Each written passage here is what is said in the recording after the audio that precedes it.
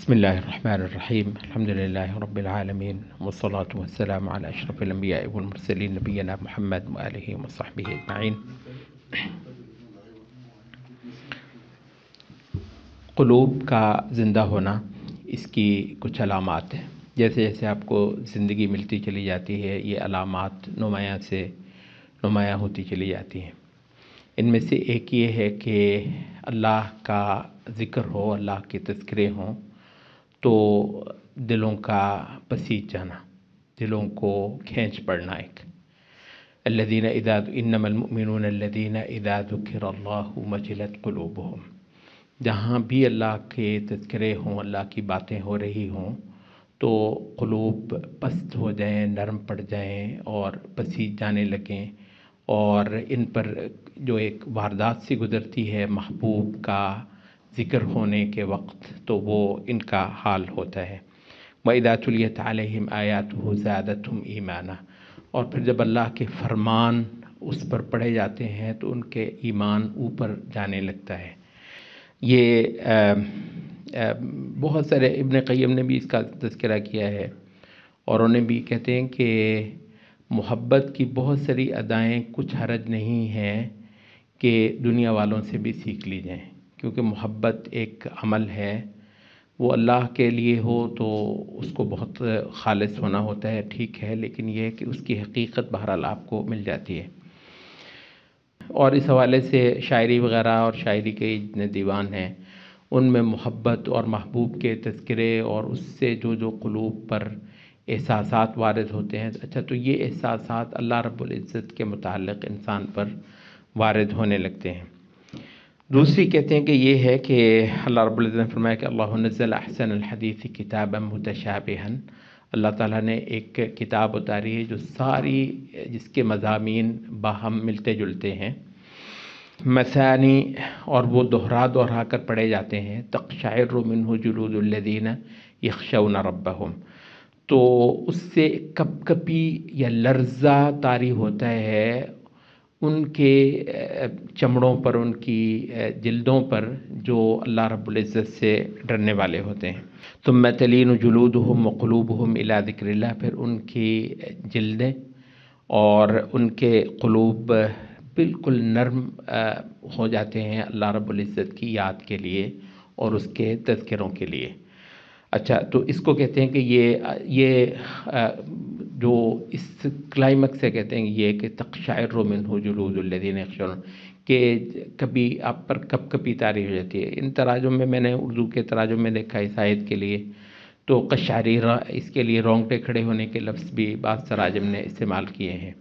رونگٹے کھڑے ہو جانا چاہے کسی وقت حقیقت کے معنی میں ہو اور چاہے کسی وقت مجاز کے معنی میں ہو، لیکن یہ ہے کہ ان پر ایک لرزہ طاری ہو جاتا ہے، اور بہت سارے صحابہ کے نماز کے احوال کا ذکر ہوا ہے تو اس میں اس بات کو باقاعدہ نوٹ کیا گیا کہ ان پر ایک لرزہ طاری ہو جاتا تھا۔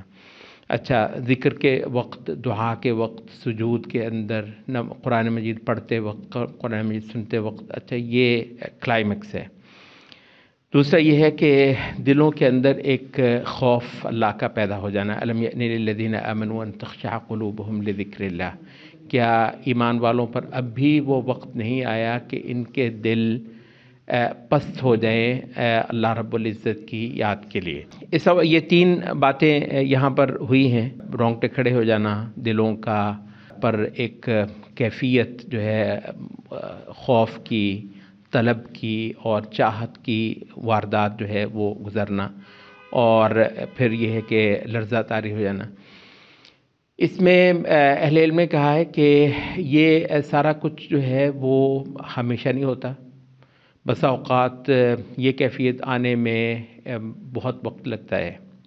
ایک مسلسل آپ ایک مجاہدہ کرتے ہیں تو اس کے بعد پھر اللہ تعالیٰ یہ کیفیات بھی آپ کو عبادت کے اندر عطا فرما دیتا ہے۔ اچھا، لیکن کہتے ہیں کہ ان ساری چیزوں کو مصنوعی طور پر اپنے اوپر طاری کرنا دین کا تقاضا نہیں ہے، اور نہ یہ درست ہے کہ آپ مصنوعی طور پر اپنے اوپر ایسی کوئی کیفیت طاری کریں۔ اچھا، وہ کون سی چیز ہے جو مصنوعی طور پر طاری کرنا درست ہے، حتیٰ کہ ریکومنڈڈ بھی ہے؟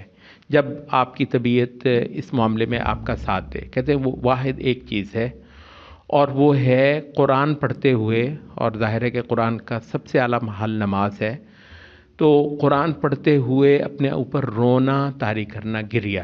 تو کہا کہ اس کو قرآن مجید پڑھتے وقت جو ہے وہ رو لیا کرو، اور اگر رونے کی کیفیت نہ بن پائے تو رونے کی کوشش بھی کر لیا کرو. تو کہتے ہیں یہ وہ واحد چیز ہے. ہاں اس کی آپ کسی، ظاہر ہے یہ خلوت نہیں ہو سکتا ہے، میں بار بار پھر وہی بات کر دوں گا، کیونکہ اصل میں یہ ساری یہ ٹچ جو لگیں گے آپ کی روح کو، آپ کے قلب اور آپ کے وجدان کو، یہ خلوت میں ہو سکتا ہے. جب آپ کے سامنے لوگ ہوتے ہیں تو ظاہر ہے کہ خالق کے ساتھ وہ کیفیت آپ کی ہو نہیں سکتی ہے. اچھا، تو خلوت میں کسی وقت جو ہے وہ آپ قرآن پڑھیں تو اگر رونا نہیں بھی آ رہا، قرآن مجید کے خاص ایسے مقامات چن لینے چاہیے جن کا زیادہ تعلق ہو اللہ کی تعظیم سے، یا پھر اللہ تعالیٰ کے عذاب کے تذکروں سے، یا اللہ رب العزت کی عطا اور اس کی دین کے تذکروں سے. تو ایسے مقامات کو چن کر تو ان کو پڑھا جائے، اور اگر بندہ ظاہر ہے اس مرحلے پہ یا اس لیول پہ نہیں بھی ہے تو پھر اس کی کوشش کر لے کہ آدمی اپنے اوپر گریا طاری کر لے. تو کہتے ہیں کہ جب آپ ایک چیز کی پھر کوشش کرتے ہیں تو کر کے آخر وہ وقت آ جاتا ہے کہ وہ خود بخود بھی آپ کو ایسی چیز اللہ رب العزت کی طرف سے مل جاتی ہے. اچھا، اس کے بعد ایک علامت ہے اور اس کو بہت زیادہ بیان کیا ہے اہل علم میں، وہ ہے کثرت انابت.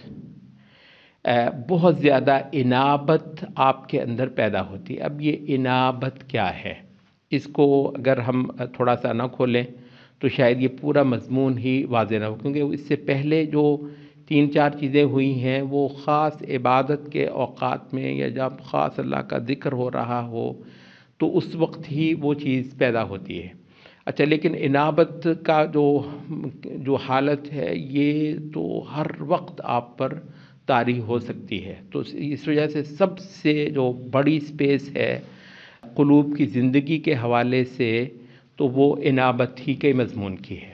اچھا، شاید پہلے بھی بعض اوقات بعض مجالس میں ہم نے اس کی وضاحت کی ہے. اچھا، یہ انابت یہ ہے، یہ نوبت سے ہے. اردو میں بھی نوبت ہم بولتے ہیں لیکن تھوڑے سے مختلف معنی میں. عربی میں نوبہ جو ہے وہ باری کو کہتے ہیں. شفٹیں، یہ آپ ہوتا ہے نا ملازمت کر رہے ہوتے ہیں ڈاکٹر حضرات کے ساتھ پیش آتا ہے کہ جی وہ شفٹ ہے، نائٹ شفٹ، مارننگ شفٹ. تو شفٹیں لگانے کے لیے نوبات کا جو ہے وہ استعمال کرتے ہیں. شاید اردو میں بھی نوبت اسی کا ہے کہ مطلب ایک چیز کا جب ٹائم آ گیا یا موقع آ گیا یا اس کی وہ جگہ آ گئی تو ہم نے کہا یہ نوبت اس کی آ گئی ہوئی ہے. اچھا، تو یہ ہوتا یہ ہے کہ بار بار ہونا. اس میں نا بار بار ایک تو لوٹنے کا معنی ہے نابا یا نوبوں میں، لوٹنا یا پلٹنا، اور دوسرا اس کے اندر تکرار کا ایک معنی ہے. اچھا، وہ پھر کیا ہے؟ آپ دیکھتے ہیں کہ یہ جب بعض لڑکوں کی دوستی، بڑوں کی بھی دوستی ہوتی ہے، بندہ نہیں مل رہا، آپ کہتے ہیں کہاں ہوگی، اس کے پاس مل جائے گا. اچھا، وہ جیسے ادھر ادھر سے کام ہے یہ ہے وہ بھاگا جا رہا ہے، اس کی کوئی جگہ ہے. یہ بچوں کا وہ کسی کا وہ پلے اسٹیشن ہوتا ہے، کسی کا کو ہوتا ہے وہ کھا رہا ہے پی رہا ہے، وہ مطلب جھٹ سے وہ واپس اس کی طرف کو جا رہا ہے. تو پلٹ کر کسی چیز کی طرف کو جانا یہ ہے انابت. اچھا، کہتے ہیں کہ انابت کے درجے ہیں. قرآن مجید میں ایک کھلی کال دی گئی ہے انابت کی، وَأَنِيبُوا إِلَىٰ رَبِّكُمْ وَأَسْلِمُوا لَهُ مِن قَبْلِ أَن يَأْتِيَكُمُ الْعَذَابُ. عذاب سے پہلے انابت کر لو. کہتے ہیں انابت کا ایک لیول یہ ہے کہ بندہ کفر سے پلٹ کر اپنے مالک کے پاس واپس آ جائے اور پھر اپنے مالک کے پاس ہی رہے. اچھا، دوسرا لیول یہ ہے کہ یہ گناہوں سے نکل کر مالک کے پاس آنا. انابت کا تیسرا لیول یہ ہے کہ غفلت سے اور اللہ تعالیٰ کو بھولنے کی حالتوں سے نکل کر خالق کی طرف کو واپس جانا. تو کہتے ہیں یہ مختلف جو ہیں وہ لیولز ہیں انابت کے. اچھا، انابت کے حوالے سے اہل علم نے کہا کہ انابت ایک ربوبیت کی انابت ہے اور ایک الوہیت کی انابت ہے. کہتے ہیں ربوبیت کی انابت جو ہے یہ کفار بھی کر لیتے ہیں. وَإِذَا مَسَّ النَّاسَ ضُرٌّ دَعَوْا رَبَّهُمْ مُنِيبِينَ إِلَيْهِ. جیسے ہی کشتی ڈولنے لگتی ہائے اللہ، تو اللہ کا ایسا ایک یاد آنا، اللہ کے سہارے کو آدمی جو ہے وہ لے رہا ہوتا ہے، اللہ سے فریاد کر رہا ہوتا ہے، اللہ کی پناہ میں آ رہا ہوتا ہے، اللہ کی قربت اس وقت وہ چاہ رہا ہوتا ہے، تو کہتے ہیں کہ مشرکوں میں بھی کشتی ڈولنے لگتی ہے، یکدم اللہ رحم کا زلزلہ آیا۔ اور ویسے آپ سے عرض کریں کہ انابت کا معنی سمجھنے کے لیے بہت ضروری ہے کہ بعض ایسے احوال کا آپ نے مشاہدہ کیا ہوا ہو جب دنیاوی سہارے چھوٹتے ہیں۔ اچھا، اب میرا خیال ہے تھوڑا بہت ہر بندے نے اس کا دیکھا ہوا ہوگا، لیکن اگر نہیں ہو تو کم از کم اس کا کسی سے جو ہے نا وہ سن لیا جائے۔ میں آپ سے عرض کروں، مطلب ویسے مجھے خاص اللہ تعالیٰ بچا کے رکھے کسی کو ایسا موقع، یہ ایک بار جہاز میں وہ سکر سے میں آ رہا تھا، لاہور جو ہے وہ لینڈ کرنا تھا، وہ واقعتاً لاہور لینڈ نہیں کر سکا، ایسی کوئی اس وقت کوئی طوفان چل رہا تھا، یوں ڈول رہا تھا، اترا نہیں، پھر وہ اسلام آباد لے کر گئے، تو پھر اس کے بعد دوسری فلائٹ سے وہ تقریباً پوری رات گزر گئی اس میں، لیکن وہ جو کچھ میرا خیال ہے کوئی 7-8 منٹ کا، زیادہ حد 10 منٹ کی وہ ایک کیفیت تھی۔ میں نے جس طریقے سے، ظاہر ہے میری اپنی حالت بھی مطلب ظاہر ہے بندہ خود ہی جانتا ہے کہ کیا گزرتی ہے، لیکن میں نے جو سب لوگوں کو اس وقت دیکھا، اس طریقے سے وہ اللہ کو یاد کر رہے تھے، اس طریقے سے وہ اللہ کو آوازیں دے رہے تھے کہ سب سہارے گم ہو جانا اور ایک واحد اللہ کے سہارے کو تھام رہے ہونا، اس انداز میں خدا کی طرف لوٹنا، یہ حقیقت ہے انابت کی۔ تو اس وجہ سے جب تک بندے پر ہول نہ پڑے، یا جب تک انسانوں پر شدید ہول پڑتا ہوا اور اس وقت ان کو خدا کا سہارا ڈھونڈتا ہوا آپ نہیں دیکھیں گے، انابت کا معنی آپ کے اوپر واضح نہیں ہو سکے گا۔ اچھا، ایسی ایک کیفیت میں اللہ کو یاد کرنا، ٹھیک ہے، اللہ تعالیٰ کے ہاں اپنی حفاظت دیکھنا، اور اللہ رب العزت آوازیں دینا، اس کو پکارنا، اور اس کی طرف کو آدمی کی اپنی توجہ کرنا۔ اچھا، یہ جو قرآن مجید ہے نا کہ جب لوگوں پر مشکل وقت آتا ہے، اذا مس الناس ضر، جب کوئی تکلیف، مصیبت، پریشانی، ہول کا وقت آتا ہے، دعوا ربهم منیبین الیہ، تو پھر وہ اپنے رب کو بلاتے ہیں انابت کرتے ہو، اس کی طرف ہی کو انابت، رخ اسی کی طرف کو کر کے تو اللہ کو پکارنے لگتے ہیں۔ کہتے ہیں یہ جو ربوبیت والی انابت ہے یہ کفار بھی کرتے ہیں، اور حقیقت میں تو قرآن مجید میں بہت سارے مقامات پر یہ جو ایک منظر بیان کیا جاتا ہے کشتی ڈولنے کا یا کسی خاص کڑے وقت کا، تو بالعموم اس میں اشارہ مشرکین کے اس رویے کی طرف ہی کو ہوتا ہے کہ ان پر یہ حالت اس وقت ہوتی ہے انابت کی۔ اچھا، تو کہتے ہیں کہ دوسری انابت ہے الوہیت والی انابت۔ اچھا، کہتے ہیں یہ جو پہلی انابت ہے بالعموم کب ہوتی ہے؟ یہ جس وقت کوئی پریشانی ہوتی ہے، زلزلہ آتا ہے، کوئی طوفان آندھی آتی ہے، کوئی سمندر میں ہوتے ہیں آپ، تو آپ کا جہاز یا آپ کی کشتی ڈولتی ہے، یا کوئی بہت خوفناک قسم کی بلا، کوئی مصیبت آتی ہے، تو کہتے ہیں یہ ہے اس وقت آپ صرف اپنی حفاظت کے لیے، اپنے دنیاوی بچاؤ کے لیے، یا اپنی کسی بہت جو ہے نا وہ پیاری کسی چیز کو چھن جانے کے ڈر سے اللہ رب العزت کی طرف کو متوجہ ہوتے ہیں۔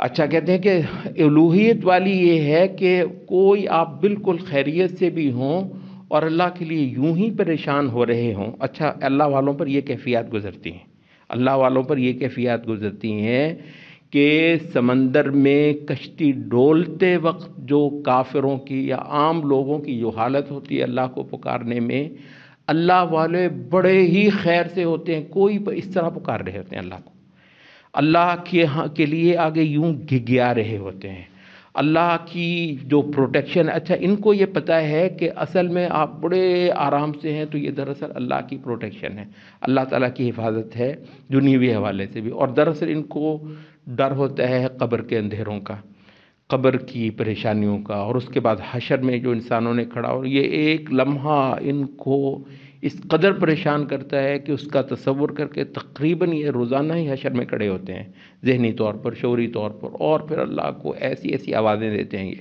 اللہ سے ایسی ایسی التجائیں کرتے ہیں، اور اللہ رب العزت کے اس طریقے سے سہارے جو ہے نا وہ لیتے ہیں کہ یہ مطلب گویا دنیا میں کوئی طوفان آیا ہوا ہے، کوئی مصیبت آئی ہوئی ہے اور اس کا جو ہے نا وہ حال اس طریقے سے ہے. کہتے ہیں یہ تعبد والی انابت، یہ جو دوسری عبادت ہے الوہیت والی عبادت، دراصل یہ تعبد والی انابت ہے. اچھا، اس انابت کے حوالے سے اہل علم نے کہا کہ انابت کے 4 جو ہیں وہ اجزاء ہیں، یا پھر 4 انابت کے پہلو ہیں، اور جب تک یہ چاروں کے چاروں نہ ہوں اس کو ہم انابت نہیں کہتے. کم از کم وہ جو عبودیت والی انابت ہے یا پھر الوہیت والی انابت ہے، جو اللہ والوں کی انابت ہوتی ہے، کہتے ہیں ان کے اس کے اندر یہ 4 معنی پورے نہ ہوں تو وہ اس کو ہم انابت نہیں کہتے. پہلا یہ ہے کہ یہ اللہ کی طرف کو جو لپکنا، پلٹنا، متوجہ ہونا، جو غفلت کے لمحوں سے زیادہ سے نکل کر اللہ کے بارے میں سوچنا، کہتے ہیں یہ محبت سے ہو. تو اس کا پہلا جز انابت کا کیا ہے؟ یہ خالص اللہ سے بندے کو چاہت اور لگاؤ ہو تو ہم اس کو انابت کہتے ہیں. اچھا، یہ وجہ ہے کہ بہت سارے یہ مطلب کڑا وقت تو جب بھی آئے گا تو آپ اللہ کی طرف کو بالعموم متوجہ ہوں گے. یہ لڑکوں یہ ٹین ایجرز کا جو ہوتا ہے وہ کوئی محبت میں کوئی ناکام ایسا خدا یاد آتا ہے. اچھا، بعض لوگوں کو ایسا فائدہ بھی ہوتا ہے کہ پوری زندگی ان کی سیدھی بھی ہو جاتی ہے. اچھا، تو وہ یہ ہے کہ لیکن بالعموم آپ کا کوئی نقصان ہو گیا ہے، آپ کو کوئی وہ امتحان کا مشکل کڑا وقت ہے، اچھا اس میں آپ اللہ کو بلا تو رہے تھے لیکن اللہ کی چاہت، محبت، اللہ پہ فدا ہونے کے وہ کیفیات آپ کے اندر نہیں ہوتی ہیں. تو یہ انابت ایک معنی کی ہے تو صحیح، لیکن وہ انابت نہیں ہے جو عبادت والی انابت ہے. تو عبادت والی انابت کے اندر جو ایک لازمی جز ہے وہ ہے محبت. دوسرا کہتے ہیں کہ انابت کے اندر خضوع ہونا چاہیے. خضوع اردو میں ہم بولتے ہیں خشوع اور خضوع. خضوع کا مطلب ہوتا ہے کہ جس کے اندر انسان اللہ کے آگے نہایت ہیچ اپنے آپ کو محسوس کرے، ہیچ ہو جانا، پست ہو جانا، اللہ کے آگے بالکل ناچیز ہونا، یہ کیفیت جو ہے اللہ کی طرف کو متوجہ ہونے میں ہو تو اس کو ہم پھر انابت کہیں گے. تیسرا یہ ہے کہ الاقبال علی اللہ، کہ اللہ رب العزت کی طرف کو توجہ ہو جائے، اللہ تعالیٰ کی طرف کو انسان کی جو ہے نا وہ میلان اور رغبت کی کیفیت انسان کے اوپر طاری ہو. اور چوتھی چیز یہ ہے کہ اللہ کے ما سوا بھول جائے، الاعراض عما سوا، اس کے ما سوا سے بالکل آدمی اپنا رخ موڑ لے. اچھا، اللہ بھی آپ کا مطلوب ہے، اللہ کی طرف کو بھی آپ کی توجہ ہے، اللہ کے سہارے کو بھی آپ اپنا سہارا سمجھ رہے ہیں، لیکن بہت سارے سہارے اور بھی آپ کے ہاں پڑے ہیں، تو اس کو ہم انابت نہیں کہتے. تو وہ یہ ہے کہ اللہ کے ما سوا جتنے سہارے ہیں، اللہ کے ما سوا جتنی محبتیں ہیں، اللہ کے ما سوا جتنے ایسی چیزیں ہیں جن سے آپ جڑے ہوئے ہیں، وہ سارے کے سارے اپنے نظر سے روپوش ہو جائیں. واحد اللہ آپ کا سہارا ہے، واحد اللہ آپ کا مطلوب اور مقصود ہے. تو اس کیفیت کے اندر اللہ کی طرف کو متوجہ ہونا، تو محبت، خضوع اور توجہ یا اقبال جس کو عربی میں کہتے ہیں، اور اللہ کے ما سوا سے اعراض، بالکل رخ پھیر لینا اور سب آپ کی نظروں سے اوجھل ہو جائے سوائے اللہ کے. تو یہ 4 چیزیں مل کر آپ کو انابت کی کیفیت میں لے جاتی ہیں. 1-2 باتیں ہم اس حوالے سے اور کریں گے، مضمون ہمارا ابھی باقی ہے لیکن آج کی مجلس ہماری ختم ہونے جا رہی ہے.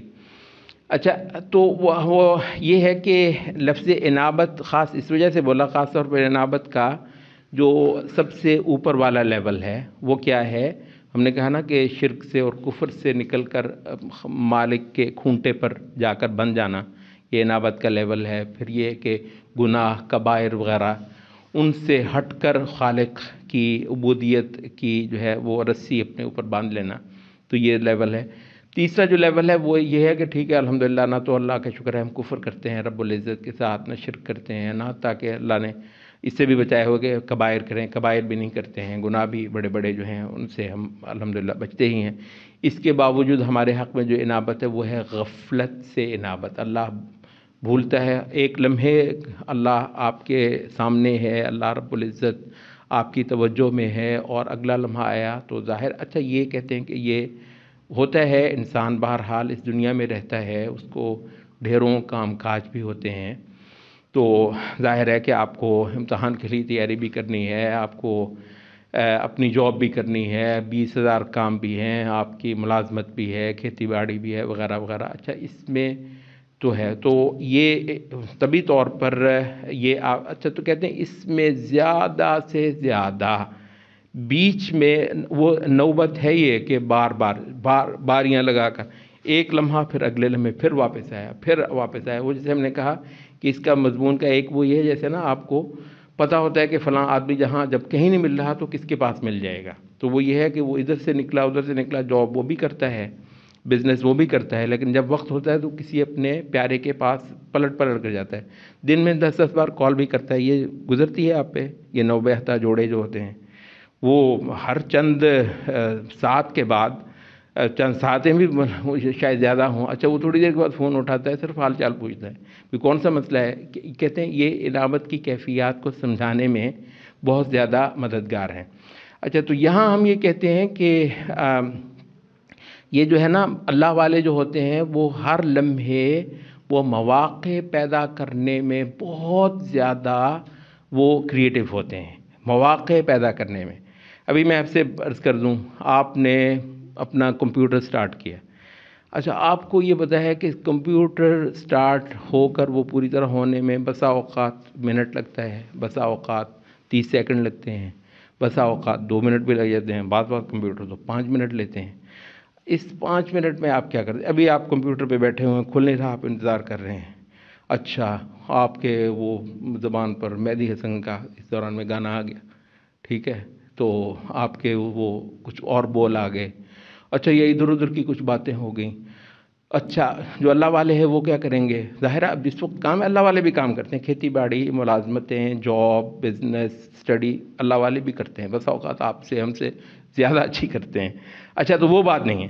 اچھا یہ جس دوران میں آپ کو کمپیوٹر کھل رہا ہے، ابھی آپ نے کچھ تو نہیں کرنا، اس دوران میں انہوں نے اللہ کے ہاں اچھی خاصی ایک شفٹ لگا لی، انہوں نے کچھ اللہ کی یاد کی، کچھ تذکرہ کیا۔ یہ بی بی ہے وہ پکا رہی ہے، ابھی وہ جو ہے نا وہ ابالی آنی ہے، اس کو پورے 3-4 منٹ لگنے ہیں۔ اچھا وہ کھڑی ہے، وہ اس دوران میں اللہ کا ذکر کر سکتی ہے، وہ اللہ کا ذکر کر سکتی ہے، اللہ کی خاصی ساری تسبیح کر سکتی ہے، اللہ سے کئی ساری دعائیں وہ کر سکتی ہے۔ اللہ رب العزت یہ کچھ جو ہے نا تفکر کے حوالے سے ہمارا مضمون اصل میں فی الحال شروع نہیں ہوا ہے، اسی کا تسلسل وہ انشاءاللہ اگلی مجلس میں کسی میں ہم بیان کریں گے۔ تو ان مثالوں کو ابھی میں نہیں دے رہا، انشاءاللہ جب وہ آئیں گی تو میں وہ مثالیں بھی آپ کے سامنے دوں گا۔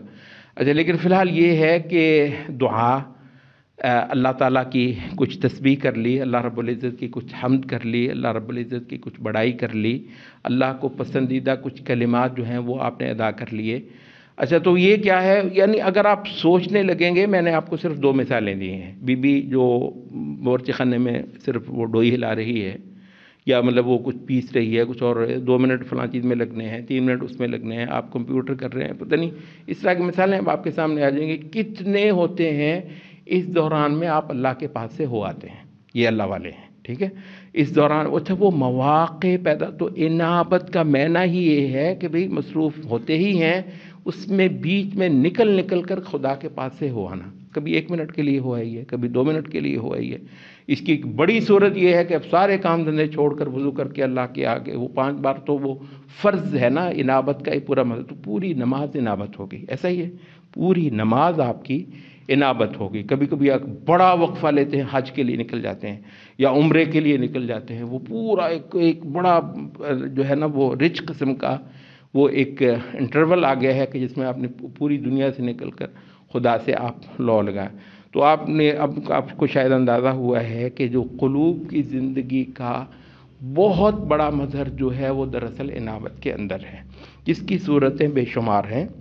اور جب یہ انسان کو اپنی طلب ہو جائے اور آپ کو پتہ چل جائے کہ زندہ ہونے کی علامت ہی یہ ہے، یہ زندہ ہونے کی علامتوں میں سے ایک بہت بڑی علامت ہی یہ ہے، تو پھر انشاءاللہ اس کی بہت ساری صورتیں آپ خود بخود جو ہیں وہ اپنے زندگی کے اندر پیدا کرتے رہیں گے۔ سبحانک اللہم و بحمدک، اشہد ان لا الہ الا انت۔